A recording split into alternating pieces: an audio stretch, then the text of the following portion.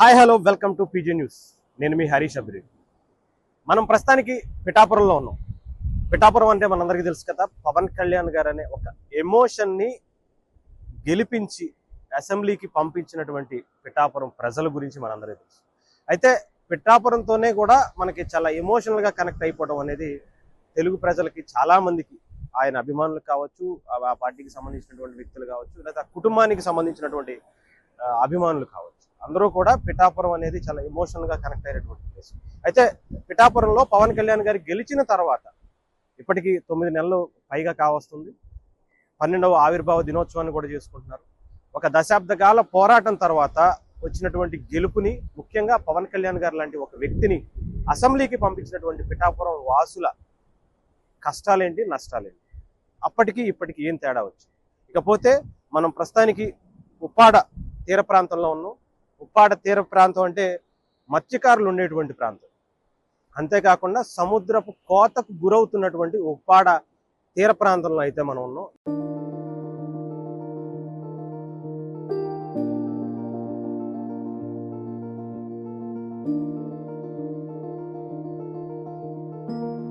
ఇక్కడ చాలా సినిమా షూటింగ్సే కాదు, ఇక్కడ ఉన్నటువంటి బాధలను కూడా ఇప్పుడు మీకు చూపిస్తాను. ముఖ్యంగా ఏదైతే మీకు కనిపిస్తున్నటువంటి ప్లేస్ అంతా ఉందో, ఈ ప్లేస్ అంతా కూడా కోతకు గురవుతుంది.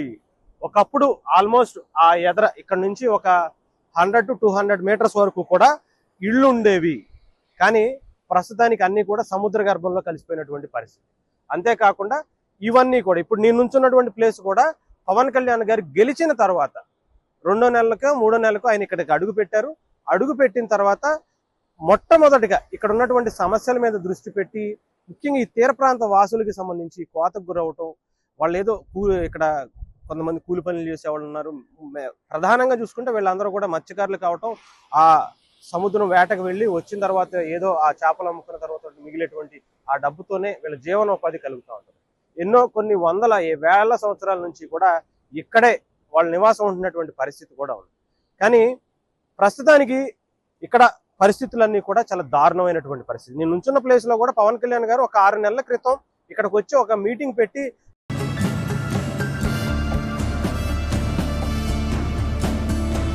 చెన్నై నుంచి, కేరళ నుంచి ఒక ఐఐటి నిపుణులను వాళ్ళందరినీ కూడా తీసుకొచ్చి, ఇది సముద్ర కోతకు గురవుతుంది, దీన్ని కంప్లీట్ గా మనం ఏదో ఒకటి చేయాలి అని చెప్పేసి, ఎంత ఎస్టిమేషన్ అవుతుంది, ఏం చేస్తే బాగుంటుంది, ఇవన్నీ కూడా ఆయన ఒక ప్రణాళిక వేసుకోవడం అయితే జరిగింది.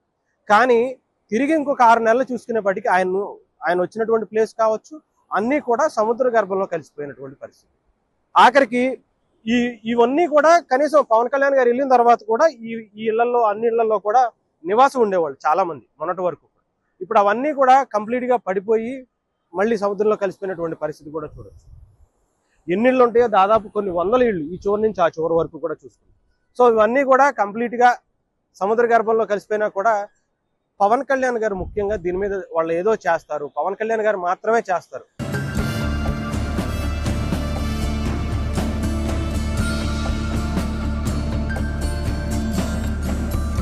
అంటే పవన్ కళ్యాణ్ గారి మీద చాలా హోప్స్ పెట్టేసుకున్నారు, చాలా అంచనాలు వేసుకుంటున్నారు.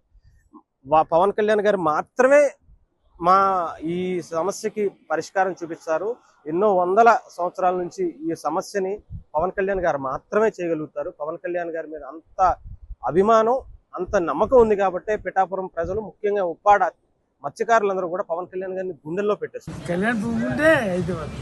పవన్ కళ్యాణ్ తలుచుకుంటూ అవుతుంది. ఇప్పుడు పవన్ కళ్యాణ్ గారు వచ్చిన తర్వాత, వచ్చిన వెంటనే దీనికి సంబంధించి ఒక అంచనాకు వేశారు. అయిపోవాలంటే ఏది కూడా రాత్రి చేసేయడానికి కొన్ని వందల సంవత్సరాల నుంచి ఉన్నటువంటి ఈ సమస్య రాత్రికి రాత్రి ఒక సంవత్సరంలోనో 2 సంవత్సరాలను అయిపోయేది కాదు. కంప్లీట్ గా సముద్రాన్ని, ఆ పోటీని అంచనా వేయాలి, ఎలాంటివి ఎప్పటి నుంచి స్టార్ట్ చేయాలి, ఇవన్నీ చేసుకుంటంతో పాటు ఒక ఫండింగ్ అనేది కూడా చాలా ఇంపార్టెంట్.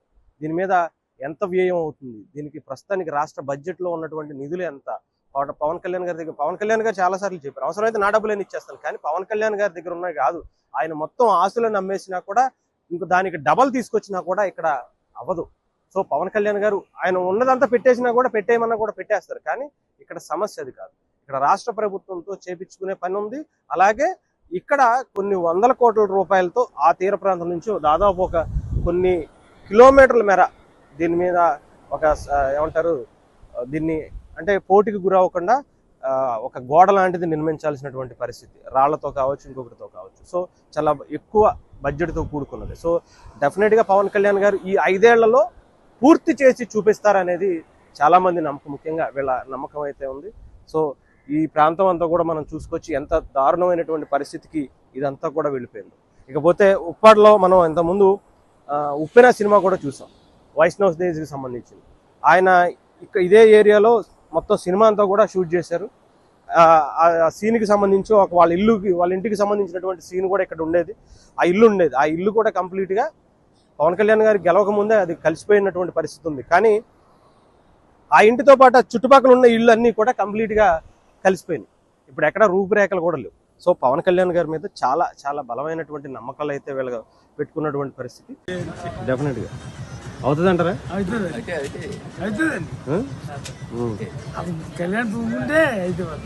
పవన్ కళ్యాణ్ తలుచుకుంటే అవుతుంది అని ఎలా అనిపించింది? నార్మల్గా ఈ ఒక్క విషయం పక్కన పెడితే పిఠాపురంలో మిగతా విషయాల మీద ఎలా అనిపించింది?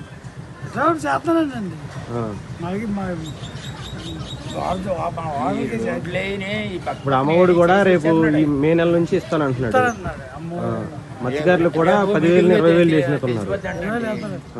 మీటింగ్ లోనే తెలిసిపోతాంట. అవును, అందుకే ఇప్పుడు పునర్పెట్టేది చేసేది మీటింగ్ లో చెప్తారు కళ్యాణ్ గారు. ఓకే, నమ్మకం ఉందా ఆయన మీద? కానీ చేస్తాడు అంతేనంట. రైట్. ఇక్కడ వరకు వచ్చి ఎన్ని రోజులు అయింది? 2 నెలలు అయిపోతుందా? ఇంకా ఆల్మోస్ట్ మీది కూడా వెనకాల పక్క అయిపోయినట్టు ఉంది కదా. మరి ఖాళీ చేయమని చెప్తారా? ఎక్కడ మీరు వెళ్ళడానికి ఇబ్బందిగా ఉంటుంది? ఇది సొంత ఇల్లేనా? ఎన్ని ఇల్లు పోయి ఉంటాయి ఇప్పటికి? ఇక్కడ నుంచి ఎన్ని కిలోమీటర్లు ఉంటుంది? 3 కిలోమీటర్లు దాటింటారు. 3 కిలోమీటర్లు దాటి అని ఇప్పటి వరకు ఏం చేయలేదు. మరి ఏంటి, ఏమన్నా చేస్తారని అనుకుంటున్నారా? చేస్తారని అనుకునే ఉండాలి, ఏది లేదు. కానీ చాలా ఇబ్బంది ఉందన్న. ఇక్కడ సొంత ఇల్లే కదా ఇది? సొంత ఇల్లు మళ్ళీ ఇది ఖాళీ చేయాలి అంటే మీరు మళ్ళీ అద్దెకి వెళ్ళాల్సిందేగా? అంతేగా? ముందే పోయి పడిపోతున్నాయి.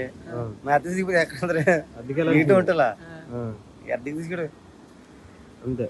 ఎంత ఉంటున్నాయి అద్దులు మరి? అందుకే కరెంట్ బిల్లు తెచ్చుకోవడం సంపాదన. ఇప్పుడు వేటకి వెళ్ళి సంపాదించేది వాడొస్తే ఎట్టుకోవడం అంతే, లేకపోతే ఉండరు. ఏమి లేదు, వాళ్ళకే ఉంటే గంజేసి కొన్ని మెరుగుతుండవు, లేకపోతే లేదు. ఇప్పుడు మళ్ళీ దీంట్లో సొంత ఇల్లు కాబట్టి ఏదో ఒకటి చిన్న చిన్నపోయినా ఇక్కడ బతకచ్చు. మళ్ళీ అద్దెలు అంటే మళ్ళీ రావు కదా. మన కాడ ఉన్నాయి, వెళ్ళి అద్దుకుంటున్నాం. అదేనా సరే, వాళ్ళు పెద్ద ఎక్కువ చెప్తారులే, దానికి ఇది అని మనం చెప్తాం అంతే. ఇప్పుడైతే మనం ఒక ఇంటి దగ్గర ఉన్నాం, ఉప్పాడకు సంబంధించినటువంటి తీర ప్రాంతంలో. ఒకసారి ఈ ఇల్లు చూడండి ఎంత బాగుందో. ఎంతో కష్టపడి ఎన్నో ఏళ్ళు కష్టపడి ఈ ఇల్లుని కట్టుకుని ఉంటారు. ఒకసారి ఇల్లు పరిస్థితి చూడండి ఎంత బాగుందో. అయితే ఇంత అద్భుతంగా కనిపించే ఈ ఇల్లు ఇప్పుడు ప్రస్తుతానికి ఎవరు లేరు, కానీ ఒకసారి చూడండి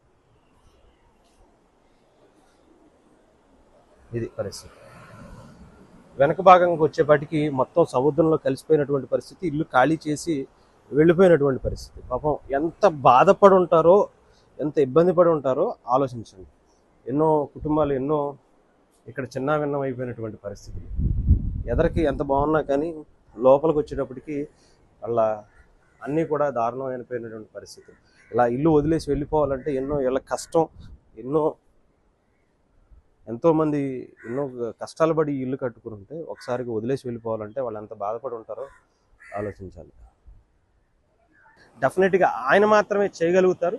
ఎందుకంటే ఆయన కోసం కాకుండా ప్రజల కోసమే బ్రతుకుతున్నటువంటి ఏకైక వ్యక్తి ప్రస్తుతానికి. ఆయన మీదే చాలా హోప్స్ అయితే ఉన్నాయి. ఇక్కడ ఉన్నటువంటి పిఠాపురం ఈ తీర ప్రాంత వాసులని ఇక్కడ చాలా సమస్యలు ఉన్నాయి, ఒకటే కాదు.